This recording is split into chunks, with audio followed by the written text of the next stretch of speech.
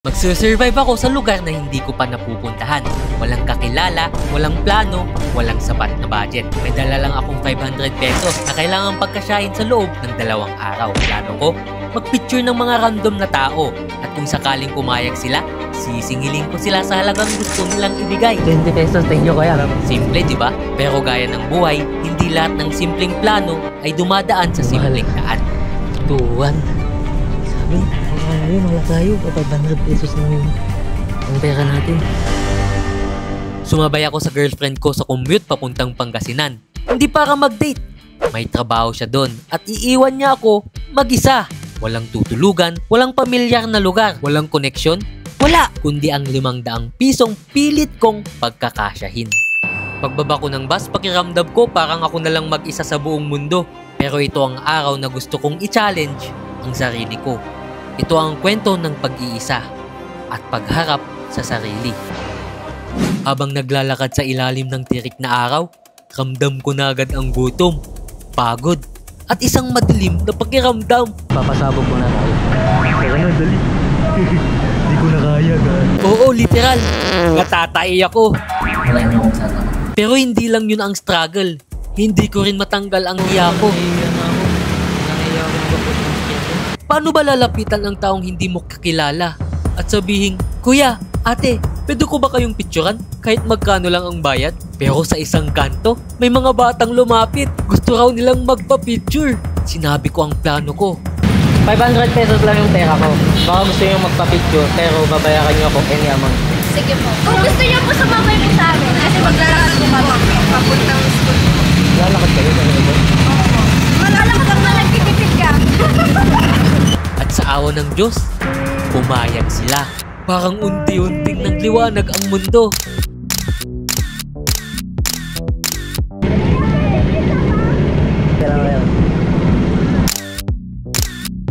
Ayun! At sila pa mismo ang nagsuggest kung saan ako makakahanap ng mas maraming tao. People's Park, katabi po ng Fortunato. Marami pong tao doon. Sa park. Sumakay ako sa isang trike at 40 pesos daw ang pamasahe. Pero dahil sinuport ni Kuya ang journey ko, sabi niya, Bahala ka na. Bahala ka na lang. Walang problema dyan. Matik naman yan. Okay lang kaya 20 pesos kuya? Oo, sige. Walang problema dyan. Thank you kuya. Oo, sige. kaya ayun, dumiretso ako sa lugar na sinuggest nila. Punta tayo dito ni kuya sa People's Park dito sa Urdaneta City. Bilangin natin yung mga binigay ng mga bata kanina. Puro bariya kasi ito. So meron tayong total of 552 pesos na lang. Pagod, uhaw, at gutom. Sa time na to, iniisip ko na malayo pa ako sa dulo. Nag-iisip kung itutuloy ko pa ba dahil sa totoo lang, pagod na ako maglakad sa initan. Pero naalala ko yung sabi sa Hebrews 12 verse 1, Let us run with perseverance the race marked out for us, na nagre-remind na kahit mahaba at mahirap ang daan, basta tuloy lang at hindi sumusuko ay may magandang bunga at gantimpala sa dulo. Nakita ko si Kuya ulit. Pwede magtanong, kailan ba picturean ko kayo? Tapos bayaran nyo ako any amount. May, ako kami pay. Kahit ilan lang, kahit ilan lang. Sige po. Okay, 1, 2, 3. Isandal mo lang yung pet mo. Yan. Nagpatuloy ako kahit pa naglalakad sa initan, kahit pa halos sumuko na ang katawan ko. Inom muna tayo ng tubig eh. Hindi ko pa ginastos yung 500 pesos. Baka wala tayong matuluyan mamaya. Parang 500 pataas yun eh. Mahirap maghanap ng pipicturean. Lapit lang. Thank you pa. Lado lang ito, kanan. At habang ako'y naglalakad papuntang SM Urdaneta, Sa- may nakumpinsi sa- ulit ako na Yan. magpa-picture. Ay, thank you. Thank you po. Grabe, ang laki ng binigay nila. Kaya ang ginawa ko, binalikan ko sila at print ko ang litrato nila. Remembrance lang. Pagkatapos nun ay kumain ako sa Burger King. Pero budget meal lang. Mahilo na ako. Init eh. At dahil gusto kong makarating sa SM Rosales, nagtanong ako sa mga tricycle driver. Sobrang mahal na para sa budget ko. Doon lang. Yung SM Rosales. Para hindi ka na maligaw. Pero sa tulong ng iba, nakuha ko rin ang pamasahe. Sabay-sabay. Tama ko pwede sumakay. Pupunta ako ng SM Rosales. Ay, Carmen po. Yan po. Pass. Kano yung Kanya 25. may request lang ako. Pwede ko ba kayong picturean? Sisingilin ko kayo any amount. Okay, 1, 2, 3.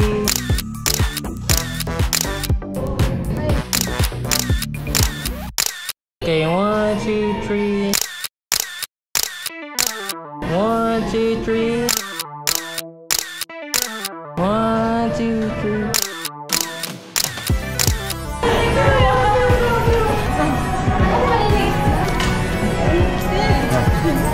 Tingnan nyo na lang. Saan ang secret?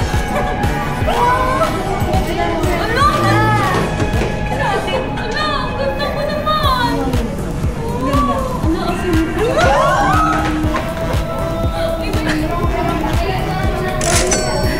Thank you so much. Thank you po.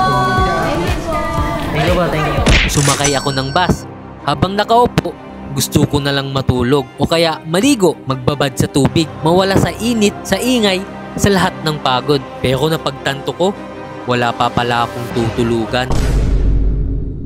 Naghanap ako ng resort, nagbabaka sakaling na may mura. Alam po namin sa price. Pero yung mga tricycle driver dyan sa labas, marami pa silang 430. Mga magkano yun yung pag... Mga 2K siguro. Cheap na lang po kayo. Tanong na lang po kayo. Pwedeng bumaba ng Cozy Place Resort. Magkano pong pangatay doon? Renta. Ito na. Cozy Place. Pag mahal, hahanap ulit tayo. Grabe. Mahal. 2-1. Sa ano siya, 1.5. Pero ang presyo, lagpas-lagpas sa budget. At sa totoo lang, hindi ko na kinaya. 6 na oras na akong naglalakad. 6 na oras na akong walang kain. 6 na oras na paulit-ulit na tinatanggihan. At doon ko napagtanto, hindi ko nakakayanin. Kaya nag-check-in ako sa isang resort. Mag-isa, tahimik at pagod. Habang ine-enjoy ang malamig na tubig. Kinabukasan ay naglakad, namasyal, nagpalamig, nagpalipas na lang ng oras sa SM Urdaneta. Oo, hindi ko natapos ang challenge. Nabigo ako. Ingat. Hindi ko nagawa ang challenge. Pero alam mo, sa loob ng 2 araw na yon, na-realize ko na hindi lang pala pera ang sukatan ng tagumpay. Ang totoong laban ay kung paano ka bumangon sa harap ng kahihiyan. Kung paano ka lalapit sa tao kahit natatakot ka. Kung paano mo piniling mabuhay sa gitna ng hirap kahit pwedeng sumuko. At minsan, okay lang mag-fail.